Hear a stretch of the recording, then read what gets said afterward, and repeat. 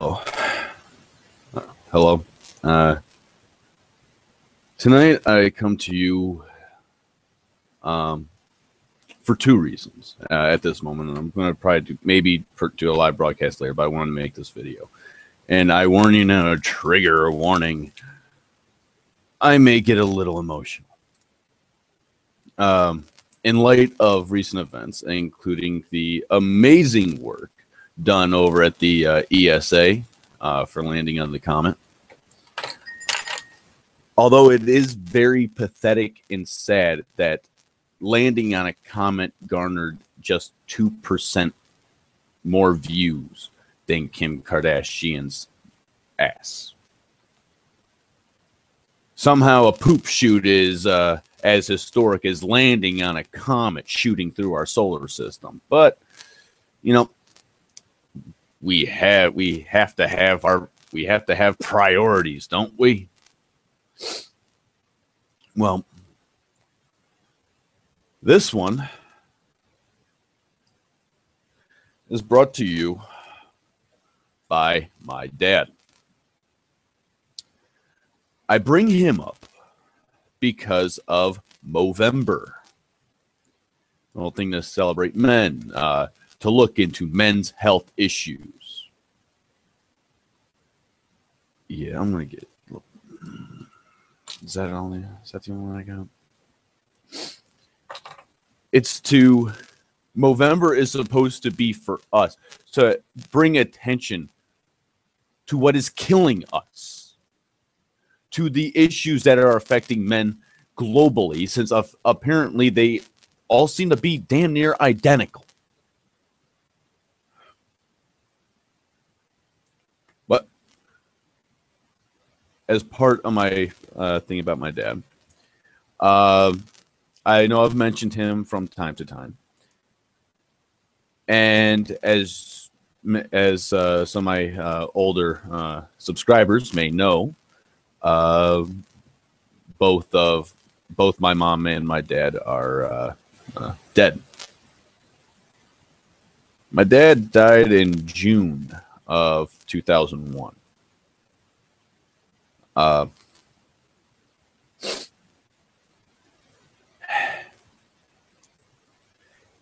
But it's not that he died that I want to discuss as a result of being Movember, but why he died.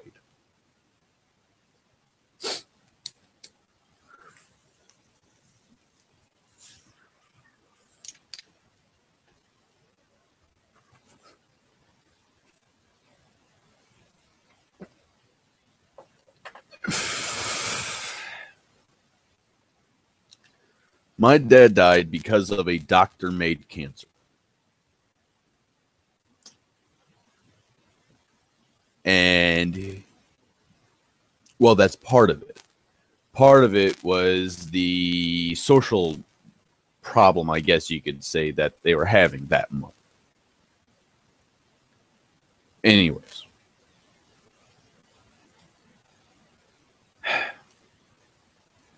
I've mentioned that my dad worked at McDonnell Douglas, Eastern Division, to be precise, in St. Louis. While he was there, he worked on Mercury, Gemini, Skylab, the F-15. So by the time he had turned 40 years old, he had already done more to advance human knowledge than most people do in their lifetime. And then he went from there to go and earn his Juris Doctorate. I have it here.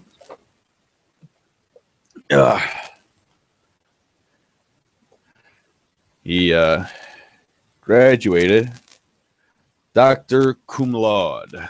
I don't know if you can... Yeah, you really can't make shit out on that. But it's from the Detroit College of Law.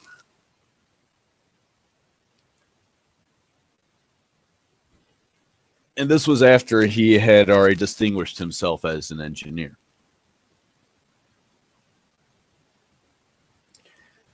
Yes, this is the man who raised me. So if I express certain interests, perhaps this gives a little bit of background as to why that might be.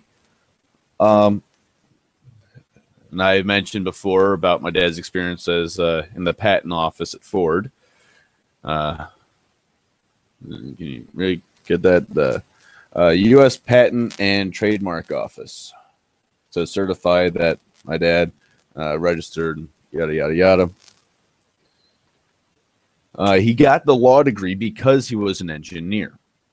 His skills as an engineer at Ford had proved so valuable. He made himself valuable. It wasn't just what he did that was valuable. He did it so well that he himself was valuable. Here's his degree from, or one of his degrees from the University of Illinois for science and mechanical engineering. And then we have Missouri for aeronautic and aerospace and engineering. Masters of Science for University of Missouri.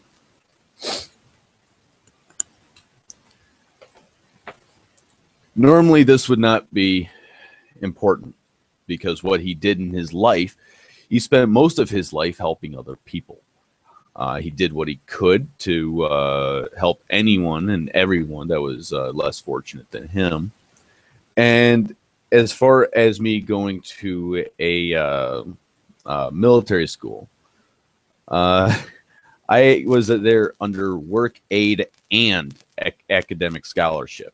I was only really able to go there as a result of it was actually cheaper for me to go off to a military school in Indiana than it was for my parents to feed me for the year.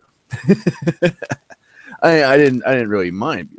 Prior to even turning 15, I was certified scuba. I mean, I'd gone on bivouacs. Ireland was definitely one of the high high points. A friend of mine, Leonard, ended up stealing a bottle of vodka and puked in Red Square. That was fun. We used to call him Leaping Leonard because he liked to try to find new and interesting ways to break out of the barracks. It was an experience, and I liked it. I really miss it. But one of the things I am the most proud of my dad for is setting the foundation for space exploration.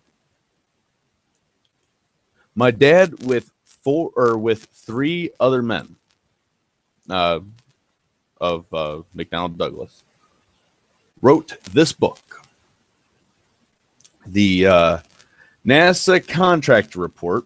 The number is NASA space CR-66791. That's the number in case you want to go and look it up. Titled Master Agreement Task Order 1. Analysis and limited evaluations of payload and landing system structures for intermediate type planetary landers. Yes, my dad and three of his coworkers literally wrote the book on landing on another planet. Damn it, that picture sucks. Read any of the charts on this. Damn. I may be getting a better camera soon. But yes, my dad and three of his coworkers literally wrote the book on landing on Mars. I bring this up not to boast. Well, maybe a little. If your dad had actually literally helped to literally write the book on it, wouldn't you be a little proud? I know I am. But more than that, I bring this up because I mentioned how I I want you to kind of get an idea of the type of man that became lost to us. What he did to advance our species, not necessarily what he did in his personal life, which went above and beyond the actions of most people who call themselves Christian, which is why I have a very big problem with people who called themselves Christians. That's my own personal take on it. Christian was coined in the ancient city of Antioch to mean Christ-like, to describe someone as someone living in the footsteps, to emulate the actions in the teachings of Jesus. Today, it's kind of like a club with a whole bunch of funny fucking hats. But at one time, it actually meant something. And upon learning that, I decided to adopt that as my personal terminology. He tried to behave in such a way that to benefit everyone. That didn't matter. Creed, color, orientation didn't matter to him. You were a person. That's all that mattered. Now, he died as a result of these fucking whack job fucking doctors.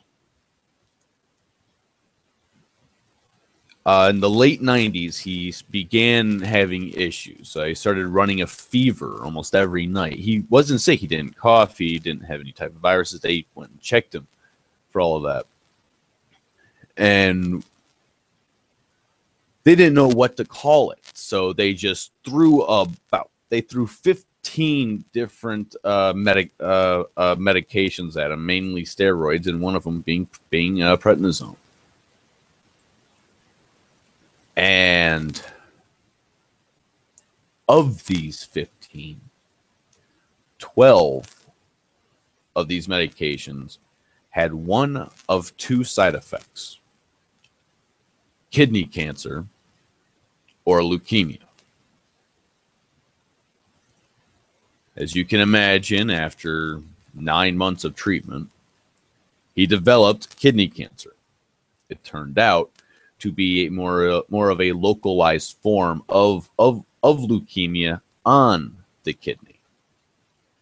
It was effectively a cancerous balloon full of cancerous fluid. After the operation to go and cut that out, which was about 3 weeks after it was discovered,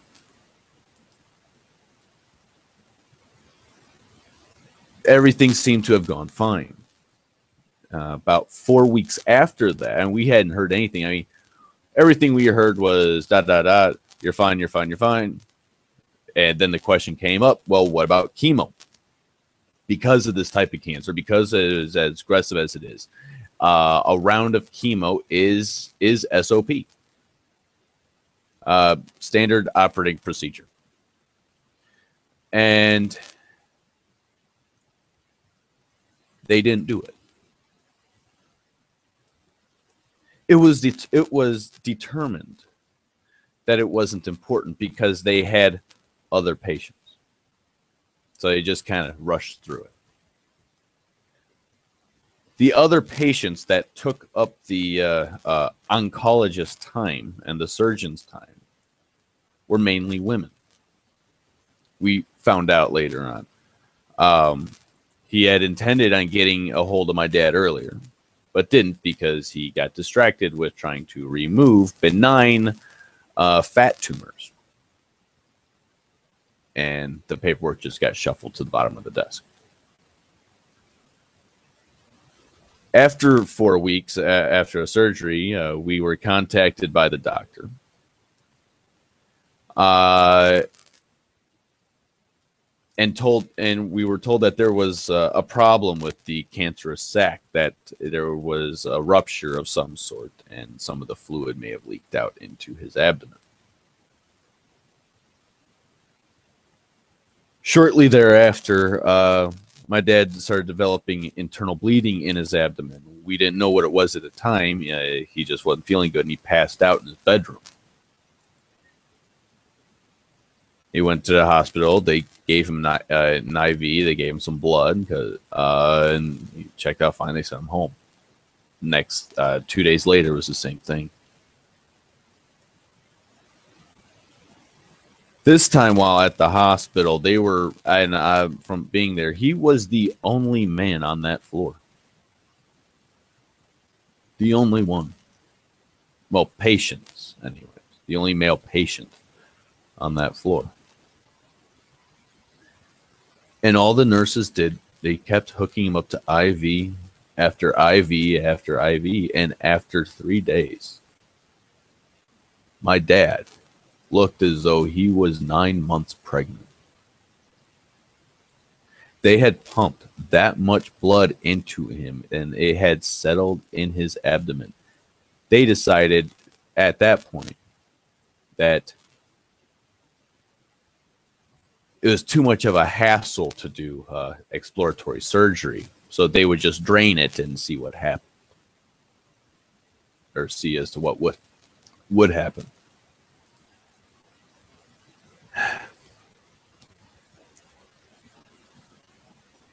They did that, and nothing had gotten better.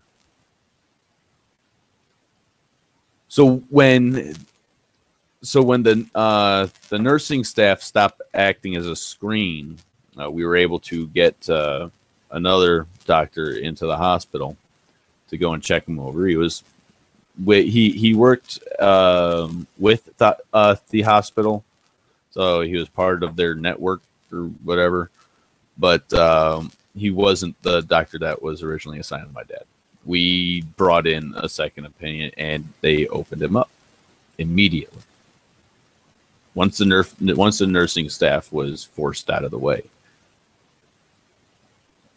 And when they opened him up, it spread to every inch of his abdomen. Everything was covered in it. His intestines, everything. It was on the meat, it was on the bone, it was on the organs.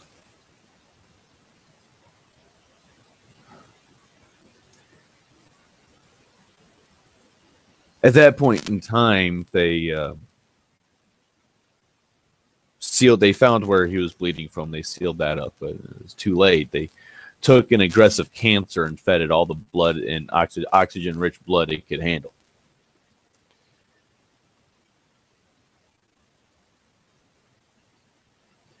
This man was so devout in his beliefs that he would not, by this point in time, he understood that it was the medicine that did this to him. It was the medication that did this. And he understood opium is a drug. He was so devout in his beliefs, he did not want to go and taint his temple. And he was so strong that while going through all of this, he refused every single dose of morphine that they tried to give him.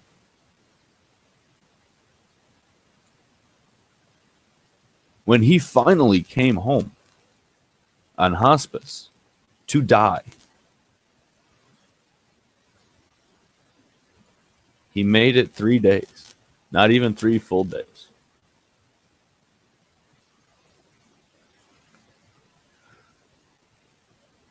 He died the morning of 4 a.m., June 4th, 2001.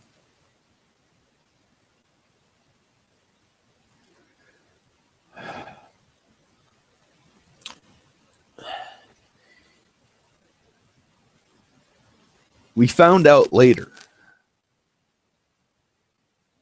that the issue he was having was that his testosterone was in flux.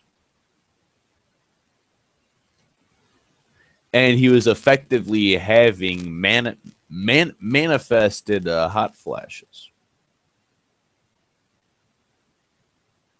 So he was killed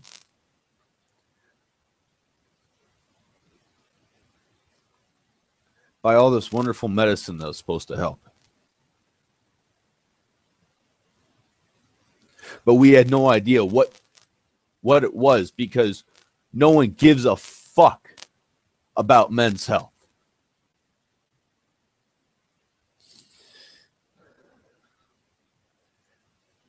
The only reason why I'm telling you this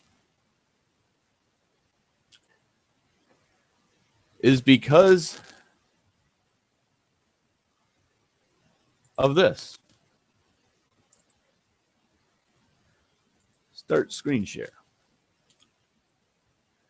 Students argue that women should grow out their body hair to rival November. Because who should give a fuck about men's health or what we have to go through? Everything has to be about women's health, how they treat their bodies.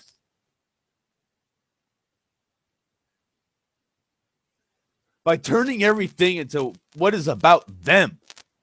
And I quote, it'll open up conversations about how our culture expects women to treat their bodies and their body hair. For women, growing out hair is an unexpected and daring risk that makes not shaving and exercise and body positive and self-love for most women.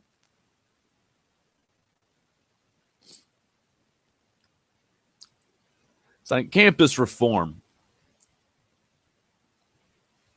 I'm going to be posting this in the low bar. Because no matter what, they must. Therefore, women need to rival the men's movement.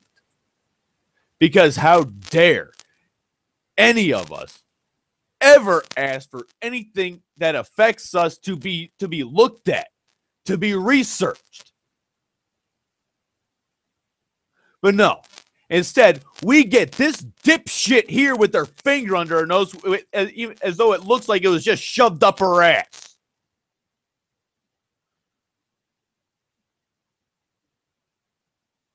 Take a good look.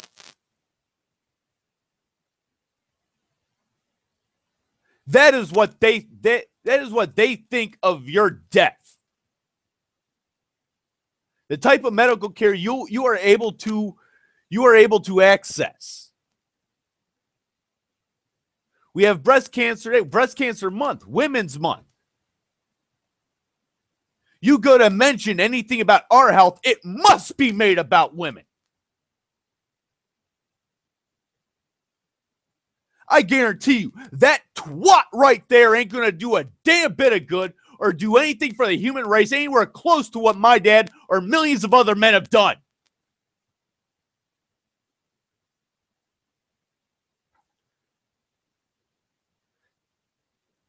That right there has more value than anything you can ever do. And that is the way we are seen. That is the way we are treated.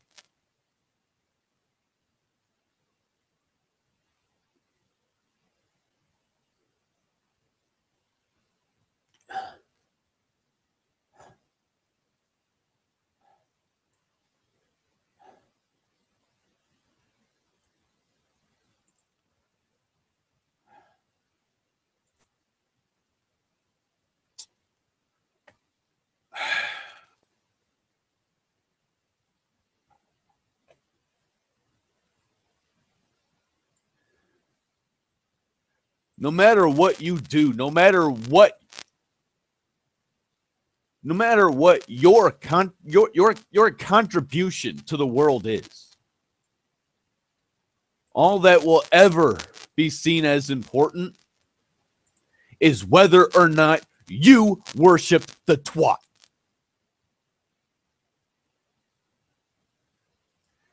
Sorry. Actually, no, I'm not. Fuck you. If you want to go and worship some putrid Precambrian slime, be my fucking guest.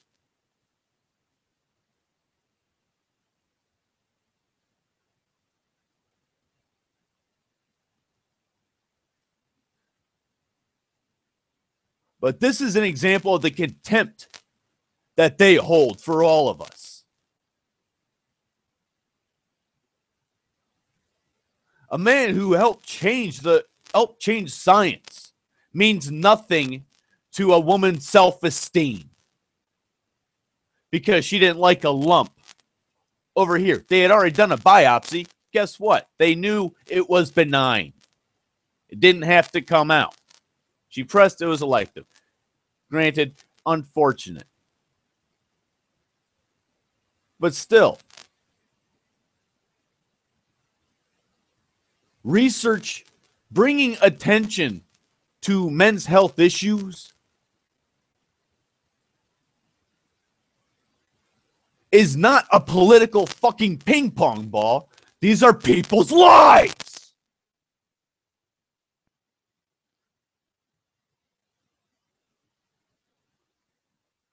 I took a break to become less militant in this endeavor.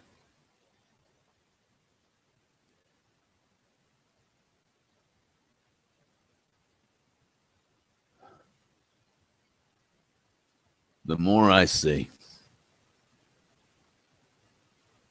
the more shit we have to put up with.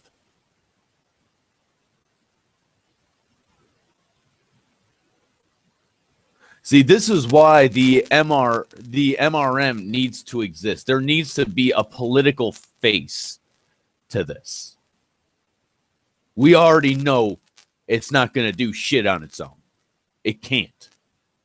Because it needs the power and the force that women are able to bring to the political table.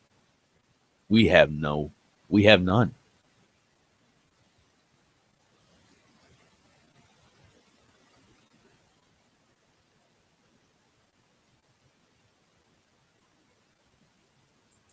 You mention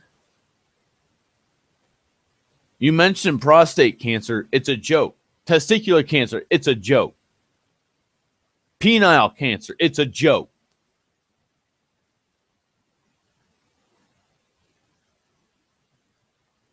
But oh no. Even though we're treating all of it as a joke, and over 80% of all cancer research goes to what? Oh yeah, titties. Why? Because they need to figure out a way to remove breast cancer without making a woman feel or have lower self-esteem because she feels less like a woman without her tit. No, what that means is she realizes these right here, and those are her fucking meal ticket.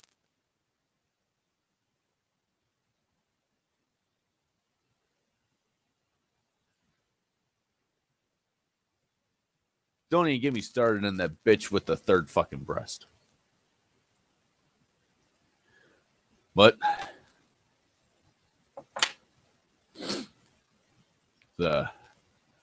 some maple shine.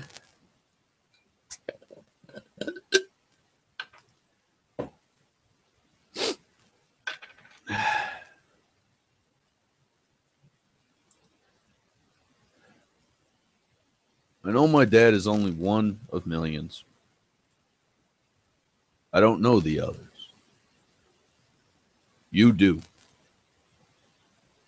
What are their stories? To their stories and their lives. Without them, we would not be here today. And in acknowledgement of the lives lost to the uncaring world when basic medical research that we were fully capable of undertaking in the late 80s through 90s. All the lives that could have saved.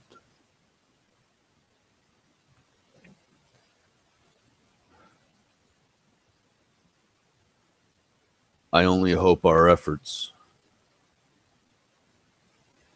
do you justice.